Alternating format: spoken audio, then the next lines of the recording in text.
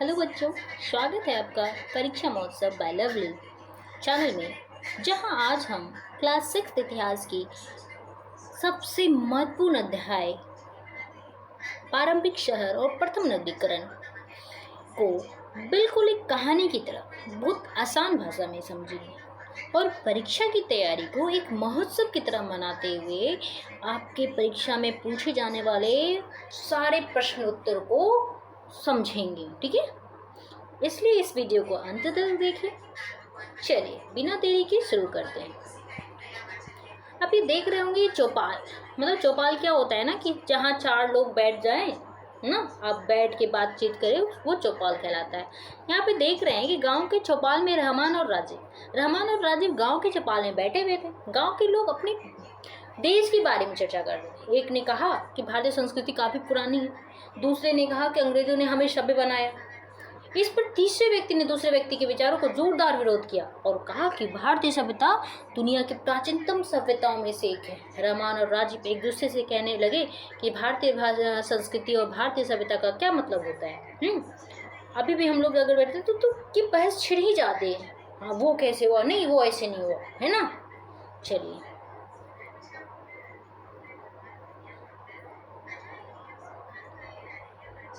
अब यहाँ पे हम लोग देख सकते हैं नवपाषाण कालीन युग है। अब धातु युग क्या है? नवपाषाण काल के बाद धातु युग का आरंभ हुआ, जिसमें मानव ने धातु का इस्तेमाल शुरू किया। धातु युग में आगे चलकर सिंध में कोट दीजी और अमरी, उत्तरी पंजाब में सरायखेला और जलीलपुर एवं राजस्थान में कालीबंगा जैसे स्थलों का विकास हुआ।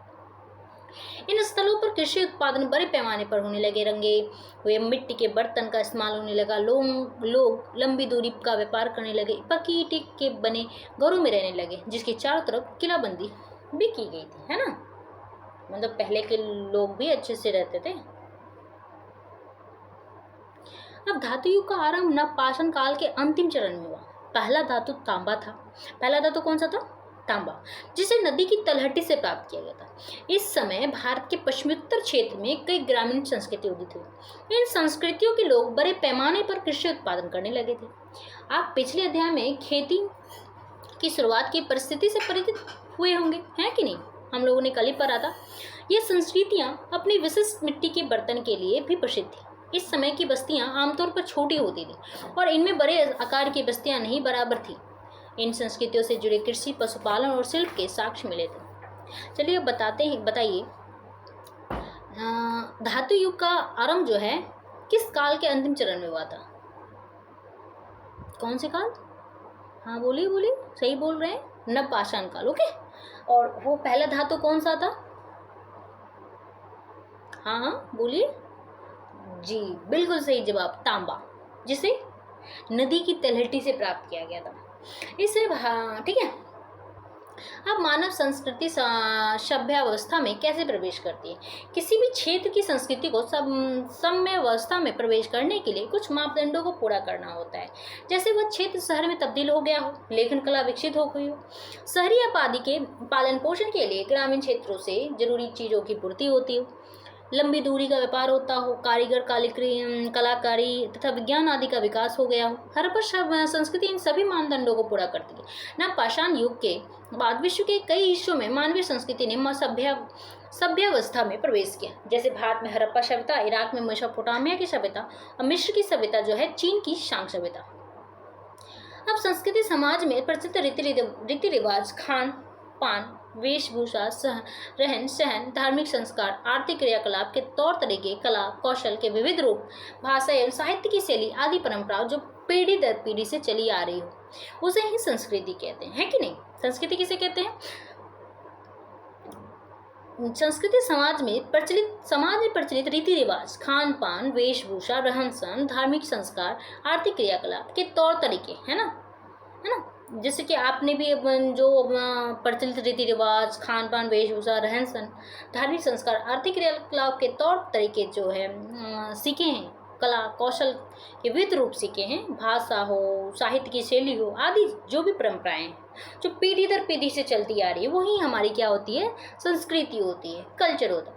इस प्रकार संस्कृति से तात्पर्य व्यक्ति के परिष्कृत व्यवहार से है ना, आपके व्यवहार से है, जिससे समाज द्वारा सीखा जाता है। इसका हस्तांतरण एक पीढ़ी से दूसरी पीढ़ी, हाँ आप जिस तरह से व्यवहार करेंगे आपके आने वाले पीढ़ी जो है उस तरह से उसका क्या होगा, हस्तांतरण होगा, मतलब सीखेंगे वो लोग भी, है ना। जैसे इसका हस्तांतरण एक पीढ़ी से दूसरी पीढ़ी तक होता रहता है, ठीक है। आज भी आप लोग सुने होंगे ना कि हाँ दादी ये ऐसे करती थी, तो आज मम्मी को भी आप ऐसे करते हुए देखते होंगे, है ना। ये पूजा पाठ इस नियम से होता है, या फिर यहाँ ऐसे जाना चाहिए, ये काम ऐसे करना चाहिए ना। ये सब कहाँ से आता है, तो हमारे पीढ़ियों से आता है, ठीक है।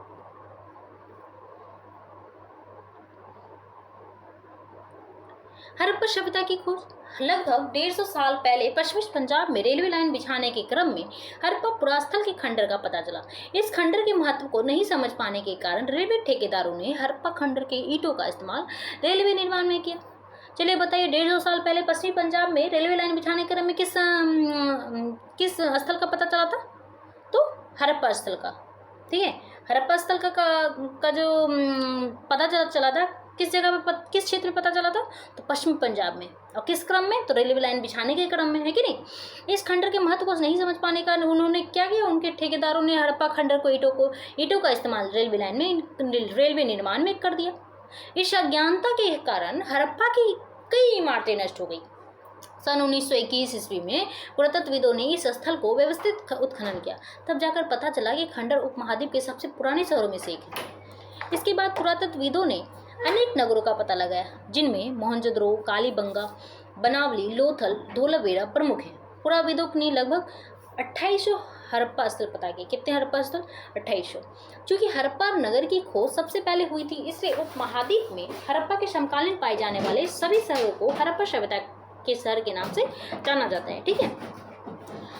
इन सभी स्थलों से पुरातत्वविदों को अनेक महत्वपूर्ण वस्तुएं मिली, जैसे मुहरे, मनके, माप तौल के बाण, कांसे के बने उपकरण, मिट्टी के बने बर्तन जिन पर काले रंग के चित्र बने थे। इन स्थलों से मूर्तियां भी मिली है ना।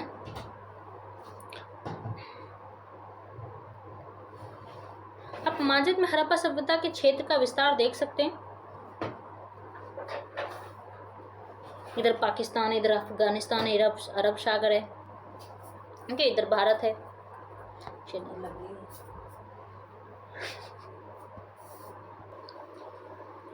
अब हम देखेंगे हड़प्पा नगरों की स्थिति।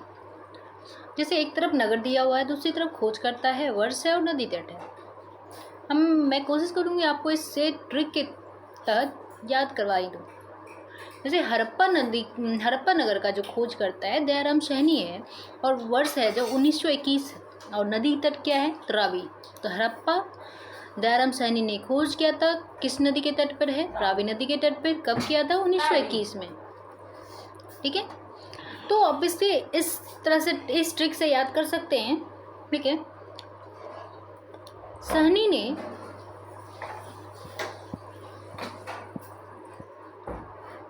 रवि की जमीन हड़प ली, ठीक है। सहनी ने रवि की जमीन हड़प ली। सहनी से क्या हो जाएगा, दया राम सहनी। रवि, रावी नदी, रावी नदी, और हड़प से हड़प्पा, ठीक है। चलिए फिर से एक बार रिवीजन हो जाए। हड़प्पा शहर की खोज दयाराम सैनी ने वर्ष 1921 में रावी नदी तट पर की थी, ओके। अब दूसरा हमारा है मोहनजोदड़ो। मोहनजोदड़ो की खोज है रखालदास बनर्जी ने की। कब की, तो 1922 में, और किया किस नदी तट पे है, तो सिंधु नदी तट पे है, ठीक है। अगर हम इसकी ट्रिक को जानेंगे तो हम इस तरह से याद कर सकते हैं कि मोहन दासों का रखवाला है, दासों का रखवाला है।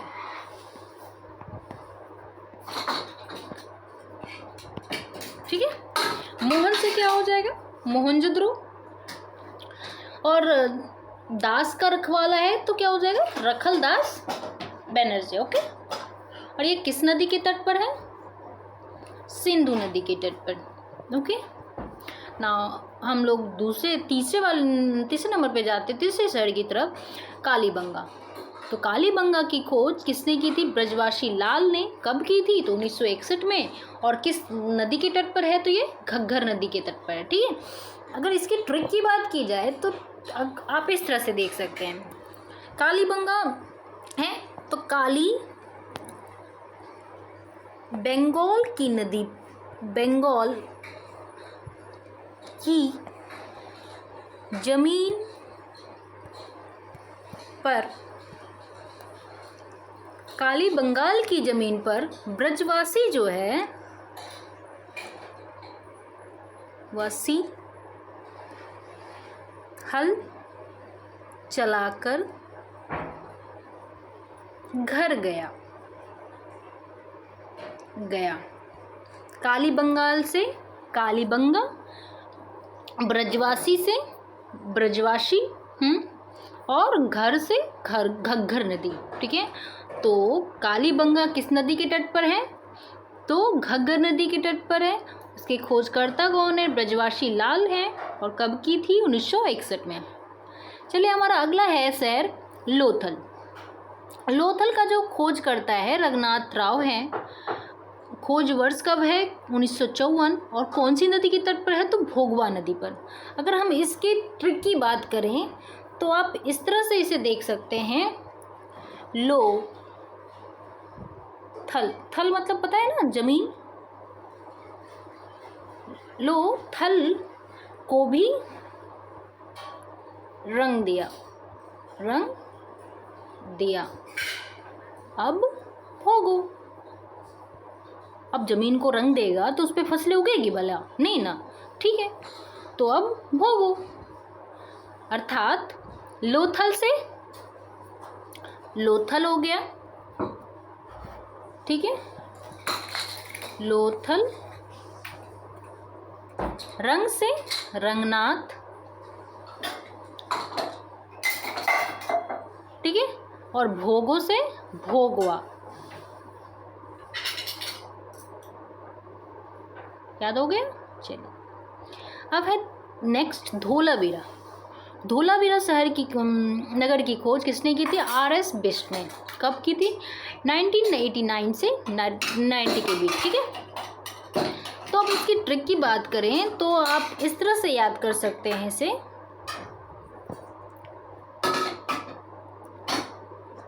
अरे बिस्किट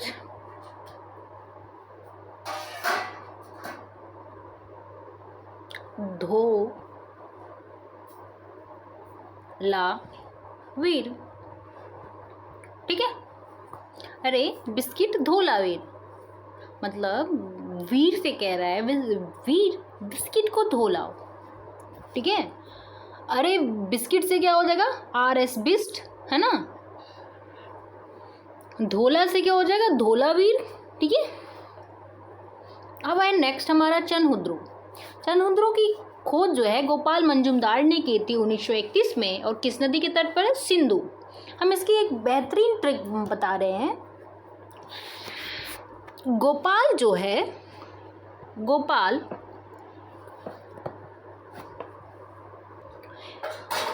क्या था? गोपाल सिंधु नदी में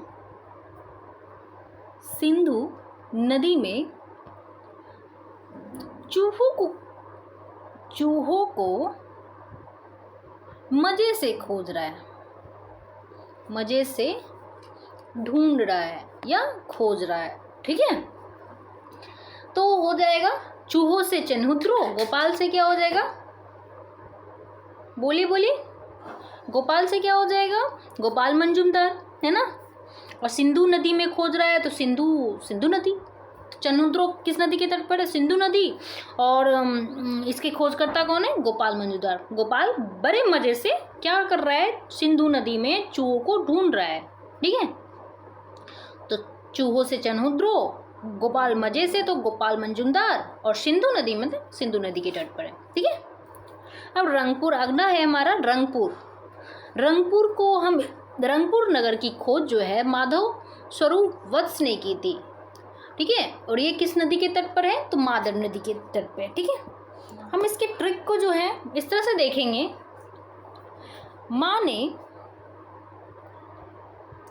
वत्स को नीले रंग से रंग दिया, नीले रंग से माधव सा स्वरूप दिया, माधव सा स्वरूप दिया। ठीक है, तो माँ से आपका ये हो जाएगा मादर नदी, है ना, और रंग से आपका हो गया रंगपुर। ठीक है, और माधव सा स्वरूप दिया तो माधव स्वरूप वत्स। ओके, चलिए एक बार फिर से देख रहे हैं। हमारा ट्रिक क्या था? माँ ने नीले रंग से वत्स को माधव सा स्वरूप दे दिया, है ना। तो माँ से मादर नदी और रंग से रंगपुर, और माधव वत्स को माधव सा स्वरूप दिया तो माधव स्वरूप वत्स। ओके, चलिए आशा है कि आप लोगों को अच्छे से याद हो गया होगा। आप लोग फिर से एक बार इसे रिवीजन कर लीजिएगा घर पे, ये हमारा होमवर्क रहा। चलिए हम आगे बढ़ते हैं। हड़प्पा सभ्यता के नगरों की विशेषता क्या थी? हड़प्पा सभ्यता अधिकांश नगर दो हिस्सों में विभाजित थे। हड़प्पा सभ्यता जो थे दो हिस्सों में विभाजित थे। नगर का पश्चिमी हिस्सा जो था, हिस्सा छोटा परंतु ऊंची जगह पे बसा था, है ना। नगर का पश्चिमी हिस्सा क्या था? छोटा था लेकिन ऊंची जगह पे बसा था, जबकि पूर्वी हिस्सा बड़ा था परंतु निचले इलाकों में बसा था। ऊंची जगहों पर बसे छोटे हिस्सों में पुरातत्वविदों ने नगर दुर्ग कहा। ठीक है, और निचले इलाकों को निचला नगर कहा। ठीक है, चलिए इसके हड़प्पा का जो छोटा हिस्सा था वो ऊंची जगहों पे बसा हुआ था, जबकि पूर्वी हिस्सा बड़ा था लेकिन वो निचले इलाकों में बसा हुआ था। ठीक है, याद रखिए हड़प्पा का पश्चिमी हिस्सा छोटा था। हड़प्पा का पश्चिमी हिस्सा क्या था? छोटा था परंतु यह ऊंची जगह पे बसा हुआ था, और पूर्वी हिस्सा बड़ा था लेकिन वो नीचे हिस्से पर बसा हुआ था। और ऊंची जगहों पे बसे छोटे हिस्सों को पुरातत्वविदों ने क्या कहा? नगर दुर्ग कहा, और निचले इलाकों को निचला नगर कहा। ठीक है, माना जाता है कि नगर दुर्ग में शहर की सुखी संपन्न लोग रहते थे। ठीक है, जबकि निचले नगर में साधारण लोग रहते थे, हम लोगों की तरह, है कि नहीं। नगर की 4 दीवारियों का निर्माण ईंटों से की गई थी। ईंटों के निर्माण एवं दीवार बनाने के लिए ईंटों की चिकनाई में उच्च तकनीक का प्रयोग किया जाता था, तभी तो 1000 साल बाद भी दीवारें मजबूत खड़ी रह सकी। बट आजकल का देखिए, यहाँ 2 दिन होते नहीं है पुल के बनने का, लेकिन पुल गिर जाते हैं, है कि नहीं।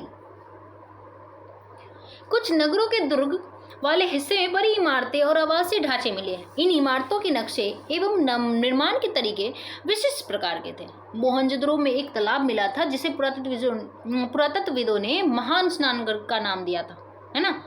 कि मोहनजोदड़ो में एक बड़ा सा तालाब मिला था जिसे पुरातत्वविदों ने क्या कहा था? महान स्नानगढ़। तो अर्थात महान स्नानगढ़ कहाँ मिले थे? मोहनजोदड़ो से। ठीक है, तालाब के दोनों सिरों तक सीढ़ियां बनी हुई थी। तालाब का फर्श जो 83 गई ईंटों से बना था, और इसमें पानी का रिसाव रोकने के लिए जो है ना, प्लास्टर के ऊपर चारकोल की परत चढ़ाई गई थी। ठीक है, तालाब के पास ही एक कुआं मिला। स्नानघर में पानी इसी कुएं से निकाल कर भरा जाता था। स्नानघर में पानी निकालने की भी व्यवस्था थी। स्नानघर के चारों तरफ कमरे बने हुए थे। ऐसा माना जाता है कि यहाँ विशेष नागरिक विशेष अवसरों पर स्नान करते थे। ठीक है, आप ये से देख सकते हैं हड़प्पा का ये अन्नागार है। ठीक है, अब मोहनजोदड़ो, हड़प्पा, कालीबंगा और लोथल में एक समान विशेषता वाली संरचना मिली है। इन संरचनाओं को अन्नागार या कठोर के रूप में पहचाना गया है, कोठार के रूप में पहचाना गया। ठीक है, इसी तरह कालीबंगा, लोथल जैसे नगरों में अग्निकुंड मिले हैं। संभवतः इसका इस्तेमाल यज्ञ के लिए किया जाता है। चलिए बताइए, तो अग्निकुंड के साक्ष्य कहाँ मिले हैं? तो कालीबंगा और लोथल में। ठीक है बच्चों, आप लोग बड़े ध्यान से और बारीकी से पढ़िएगा, ठीक है ना। यही सब सारे क्वेश्चन जो आगे चल के आपको बहुत हेल्प करेंगे। ठीक है, तो इस जितने भी, चाहे आप बिहार बोर्ड के बुक को पढ़िए या एनसीईआरटी की बुक को पढ़िए, ये आगे जो है आपको बहुत हेल्प करेंगे किसी भी एग्ज़ाम को क्लियर करने में, क्योंकि सारे एग्ज़ाम जो है ना आजकल एनसीईआरटी के बेस पे आधारित हैं, है ना। तो आप लोग अच्छा है ना कि अभी आपका पढ़ाई के साथ साथ ये सब आप कंप्लीट करते चले जाएं, ताकि आप लोग बाद में, अभी देखोगे ना कि जो आईएएस बनते हैं ना, तो सबसे पहले बेसिक अपना मजबूत करते हैं। बेसिक मजबूत करने के लिए क्या करते हैं, वो 6 से लेकर 12 तक की एनसीईआरटी पढ़ते हैं कि नहीं। तो आप लोग अभी 6 में है ना, तो 6 में है, तो अब अभी से मेहनत कीजिए, तो आगे चलकर आप लोग बहुत आसानी से एग्ज़ाम निकाल पाइएगा, है ना। आप बहुत सुनते होंगे कि हाँ बहुत से कम उम्र में बहुतों ने निकाल लिया है एग्ज़ाम, है ना। कैसे निकाला, तो उन्होंने यहाँ से ही शुरू किया था, उन्होंने यहाँ से ही ठाना था कि हाँ मुझे ना आईएएस बनना है, आईपीएस बनना है, ठीक है। आप लोग यहाँ से ही अच्छे से मन लगा के पढ़िए, आगे आप भी अच्छा कीजिएगा, ठीक है। चलिए, इसी तरह कालीबंगा और लोथल जैसे नगरों में अग्निकुंड मिले हैं। संभवतः इसका इस्तेमाल यज्ञ के लिए किया जाता था, ठीक है। आशा है कि आप लोग याद रखिएगा। अग्निकुंड के साक्ष्य कहाँ मिले, कालीबंगा और लोथल से। और अन्नगार कहाँ से मिले, मोहनजोदड़ो, हड़प्पा, कालीबंगा से, लोथल से, ठीक है। अब नगरीकरण का अर्थ पढ़ेंगे। नगरीकरण एक ऐसी प्रक्रिया है जिसके माध्यम से नगरीय जीवन पद्धति का विकास होता है। नगरीय जीवन पद्धति से तात्पर्य नगर में निवास करने वाले लोगों के वस्त्र, आभूषण, खान पान, बातचीत, संबंध, व्यवहार, पेशा इत्यादि से। नगरीकरण की प्रक्रिया में एक नगरीय समुदाय अस्तित्व में आता है। इस समुदाय के सुख सुविधा के सभी आधुनिक साधन होते हैं। यहाँ के यातायात एवं संदेशवाहक व्यवस्था विकसित होती है। शिक्षा, ज्ञान, विज्ञान, चिकित्सा इत्यादि से संबंधित अनेक संस्थाएं होती है। आधुनिक साधन तथा बहुमंजिली इमारत इसकी विशेषता होती है। जगह जगह आवासीय कॉलोनी बनाई होती है। जल आपूर्ति, बिजली आपूर्ति, सफाई, यातायात इत्यादि की देखरेख प्रशासन द्वारा की जाती है। नगरीकरण की प्रक्रिया में आप गांव अपना स्वरूप खो देता है और वहाँ कृषि कार्य नहीं होती। जरूरी खाद्य सामग्रियों की आपूर्ति खेतीहर इलाकों से होने लगती है। भारत में नगरीकरण की प्रक्रिया हड़प्पा संस्कृति के समय से ही शुरू हुई, ठीक है, जो आज भी जारी है। भारत की लगभग 28% जनसंख्या का नगरीकरण हो चुका है। अब इमारत, सड़कें और नालियाँ देखेंगे। हड़प्पाई नगरों के घर प्रायः 1 या 2 मंजिले और कुछ 3 मंजिले भी होते थे। प्रत्येक घर में एक आंगन होता था और उसके चारों ओर कमरे बने होते थे। मकानों के दरवाजे और खिड़कियां मुख्य सड़कों की बजाय गली में खुलते थे। अधिकतर घरों में एक स्नानघर होता था। घरों में कुएं भी पाए गए हैं, है ना।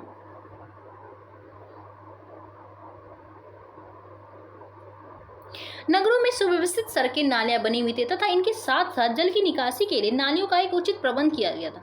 नगर योजनाबद्ध तरीके से बसाए गए थे, जिसके गलियां और सड़कें एक दूसरे को लगभग समकोण पर काटती थी, ठीक है। इस तकनीक की वजह से शहर कई आयताकार खंडों में विभाजित हो जाता था। जल निकासी की व्यवस्था बहुत अच्छी थी। घरों से निकलने वाले मल जल पास की गली में बनी हुई मध्यम आकार की निकास नालियों तक पहुंचती थी। मध्यम आकार की वाली नालियां बड़ी सड़कों के साथ साथ बने हुए बड़े नालों में मिलती थी। नाले ईंटों से ढके होते थे। बड़े नालों में जगह जगह आयताकार गड्ढे बने होते थे, जिनमें गंदगी इकट्ठी होती रहती थी। गंदगी को एक निश्चित समय पर साफ किया जाता था, जिससे इससे पता चलता है कि हड़प्पा सभ्यता के लोग स्वास्थ्य और सफाई के प्रति कितने जागरूक थे, है ना।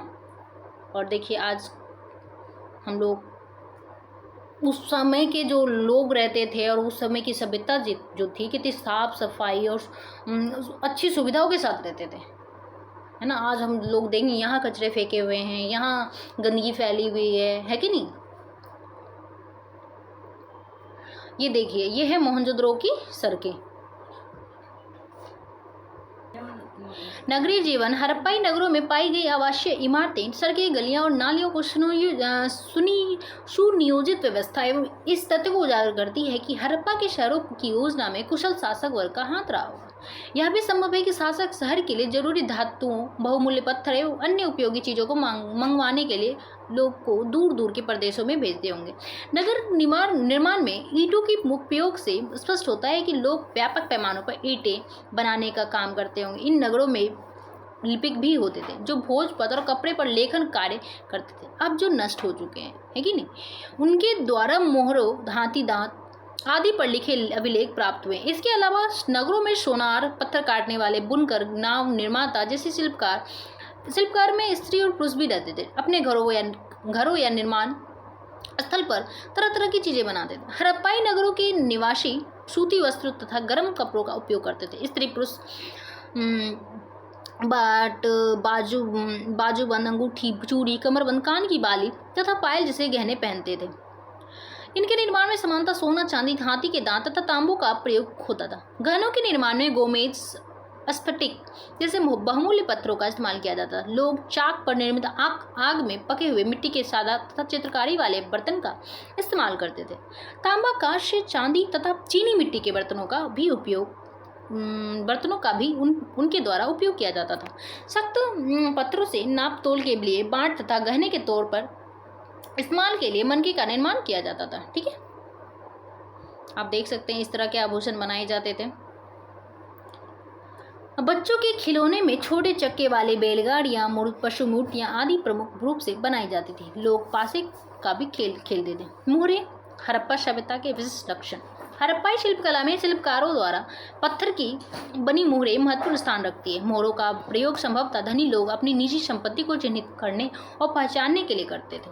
हड़प्पाई मोहरें अपनी दो महत्वपूर्ण विशेषताओं के लिए जानी जाती है। प्रथम, इस पर जानवरों की सुंदर कलाकृतियां मिलती है और दूसरी, इस पर कुछ लिखा होता था। मोहरों पर लिखे अधिकांश लेखों में 2 से 4 शब्द ही पाए गए। इस तरह हड़प्पाई लोगों ने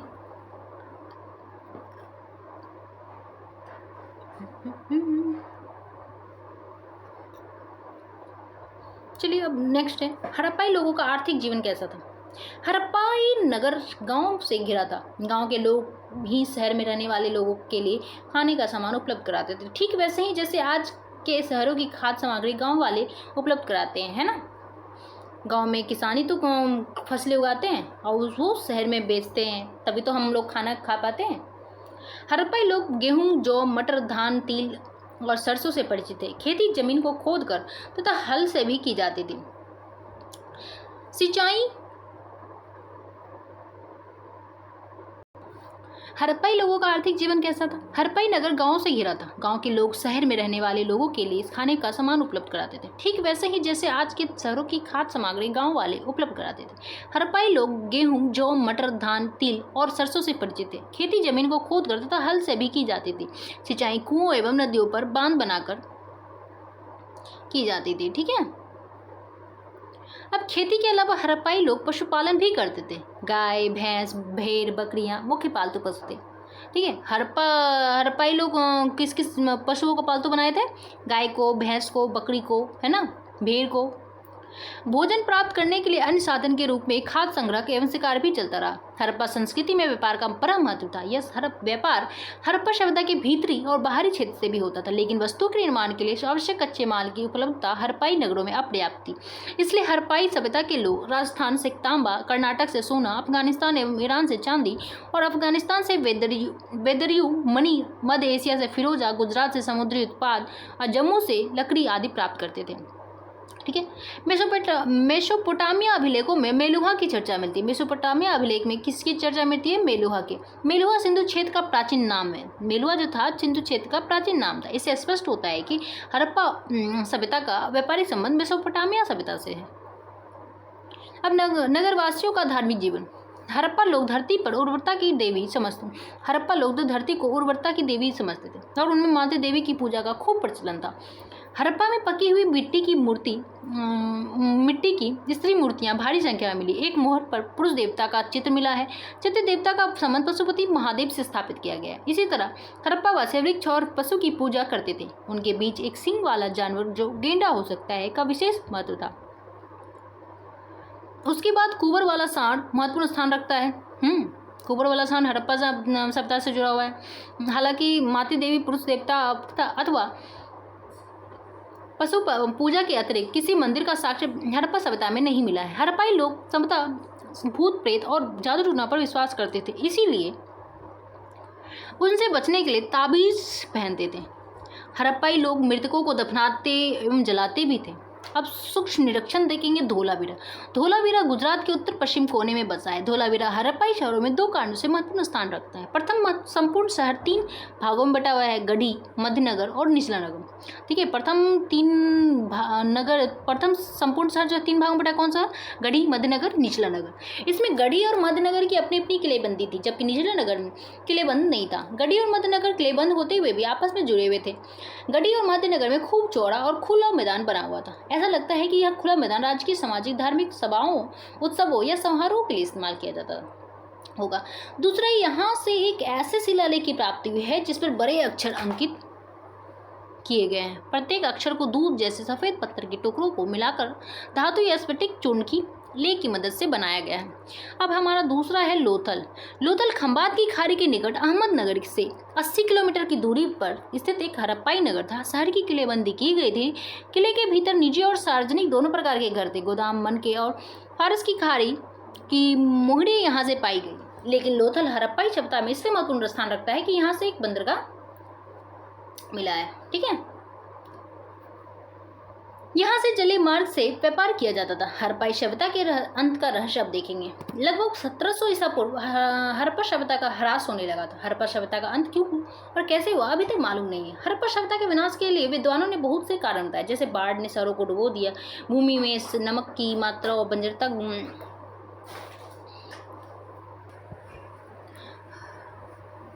हमने देखा था कि लगभग 1700 ईस्वी हड़प्पा सभ्यता का ह्रास होने लगा। हड़प्पा सभ्यता का अंत क्यों और कैसे हुआ अभी तक मालूम नहीं। हड़प्पा सभ्यता के विनाश के लिए विद्वानों ने बहुत से कारण बताए, जैसे बाढ़ ने शहरों को डुबो दिया, भूमि में नमक की मात्रा या बंजरता बढ़ गई, बाहरी लोगों ने हड़प्पावासी पर हमला कर उन्हें समाप्त कर दिया। इसी तरह यह भी कहा गया कि वातावरण में भौतिक, रासायनिक परिवर्तन, पारिस्थितिक तंत्र बदलाव हुआ, जिससे लोगों ने सौंदर्य सभ्यता के स्थलों से दूर जाने के लिए विवश हो गए। हड़प्पा सभ्यता के बारे में कहा जाता है कि सभ्यता बड़े बड़े तत्वों का ह्रास जरूर हुआ, लेकिन हड़प्पा संस्कृति के बहुत से तत्वों की निरंतरता आगे विकसित होने वाली ताम्रपाषाणिक संस्कृति में बनी रही। यह संस्कृति राजस्थान में आहट संस्कृति, मध्य प्रदेश में मालवा संस्कृति, महाराष्ट्र में नामगांव एवं जारवी संस्कृति के नाम से जानी गई। आज भी हम माता देवी की पूजा एवं धार्मिक क्रियाकलाप करते हैं, जिसकी शुरुआत हड़प्पा संस्कृति में हुई थी। अब इसके अभ्यास को देख लेंगे, जैसे कि निम्नलिखित में से कौन हड़प्पा कालीन स्थल नहीं है? तो कौन नहीं है? मोहनजोदड़ो है, कालीबंगा है, लोथल है, हस्तिनापुर नहीं है। किस शहर से बंदरगाह के अवशेष मिले हैं? तो है लोथल। चलिए हम देखेंगे कि कौन सा हड़प्पा कालीन स्थल नहीं है। तो हमारा हस्तिनापुर, मोहनजोदड़ो है, कालीबंगा है, लोथल है। ठीक है, हस्तिनापुर नहीं है। अब किस शहर से बंदरगाह के अवशेष मिले हैं? तो किस शहर से मिले? लोथल से। ठीक है, अब जो है कौन हड़प्पा सभ्यता की विशेषता नहीं है? तो हड़प्पा सभ्यता का आप सभी जानते हैं शहरी जीवन तो था, विदेशों के साथ व्यापार तो करते थे, और ये इसकी व्यापार नीति तो क्या थी? मेसोपोटामिया सभ्यता से मिलती थी, है ना। और यहाँ पे सुनियोजित नगर निर्माण था, स्वच्छ और सफाई की बहुत अच्छे से वो रखी जाती थी ना। तो यहाँ पे कौन सा विशेषता थी? यहाँ पे ग्रामीण जीवन नहीं था। ठीक है, हड़प्पा सभ्यता की खोज किस वर्ष की गई थी? 1921 में। कब की थी? 1921 में। किसने की थी? तो दयाराम सैनी ने। ठीक है, और ये हड़प्पा नगर किस नदी के तट पे है? तो रावी नदी के तट पे। ओके, नाउ नेक्स्ट है महास्नानगढ़ किस नगर से प्राप्त हुआ है? आप लोगों ने पढ़ा था, याद कीजिए जल्दी से, मोहनजोदड़ो से। ठीक है, अब मेज करने वाला सोना हमें कहाँ से मिला था? कर्नाटक से। सोना कहाँ से मिला था? कर्नाटक से।